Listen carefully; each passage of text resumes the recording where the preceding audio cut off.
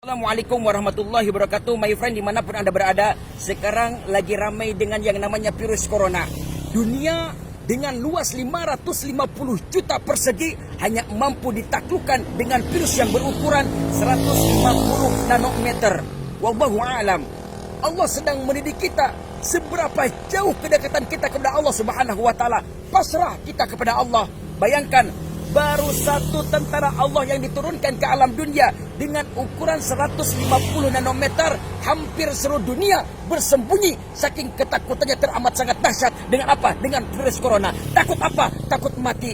Bayangkan my friend, ukuran kehidupan kita di dalam dunia ini sudah dicatat oleh Allah. Udah ada catatannya. Coba lihat di dalam Al-Quran. Di dalam surah Al-A'raf ayat 34 Allah berfirman, Bismillahirrahmanirrahim. Walikulli ummatin ajalun fa idza jaa ajaluhum la yastakhiruna sa'atan wa la yastaqdimun. Tiap-tiap umatku mempunyai batas waktu yang telah ditetapkan, maka apabila telah datang waktunya, mereka tidak dapat mengundurkan barang sesaat pun dan tidak dapat pula memajukannya. Kalau udah waktunya mati, ya mati. Kenapa mereka bersembunyi? Kenapa? Karena takut mati, my friend. Coba bayangkan, apalagi kalau misalkan Allah turunkan tentara malaikat yang teramat sangat besar. Bayangkan dari ujung mata kanan dan kirinya itu teramat sangat besar, bagaikan timur dan barat. Apakah kita masih mau berkhianat kepada Allah Subhanahu wa taala? Corona, C-nya adalah apa? C-nya adalah cambuk. Kalau misalkan binatang kerbau, tuh ada patung kuda, kalau misalkan dicambuk, mereka teramat sangat kencang. Apa? Larinya. Begitupun manusia, dengan diturunkan bala bencana, dengan diturunkan virus ini, nah kita pun harus lebih cepat. Apa?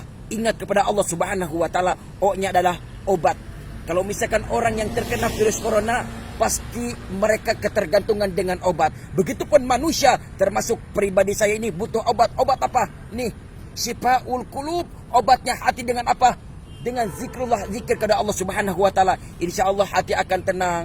Kita jangan sampai panik. Kalau misalkan panik, nanti takutnya saking ketakutannya kita stres. Akhirnya apa? Yang ditakutkan akhirnya datang apa? Kematian. Nauzubillah. Eranya apa? Rahmat. Jadi kita ingat pertolongan Allah Subhanahu wa taala. Senantiasa kita ingat kepada Allah.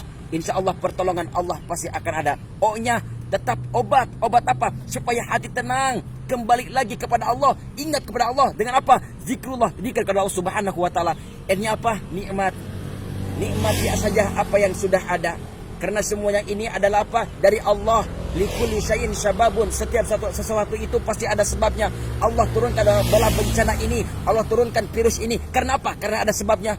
Gak bakalan mungkin kalau misalkan atasan, bos kita ngomel ke bawahannya, pasti ada sebabnya kenapa dia marah-marah. A-nya adalah amanah. Jadi amanah dari Allah Subhanahu wa taala jangan sampai kita sia-siakan, jangan sampai kita lalaikan. Perintah Allah kita laksanakan dan apa yang dilarang oleh Allah kita jauhi. Itulah amanah kita sebagai beriman kepada Allah Subhanahu wa taala. Oleh sebab itu my friend, janganlah panik, janganlah takut. Tetaplah kita tingkatkan ibadah kita kepada Allah Subhanahu wa taala. Ini adalah cambuk bagi kita sebagaimana jauhnya kita beriman kepada Allah Subhanahu wa taala, mengingat Allah Subhanahu wa taala. Mudah-mudahan bermanfaat. Assalamualaikum warahmatullahi wabarakatuh.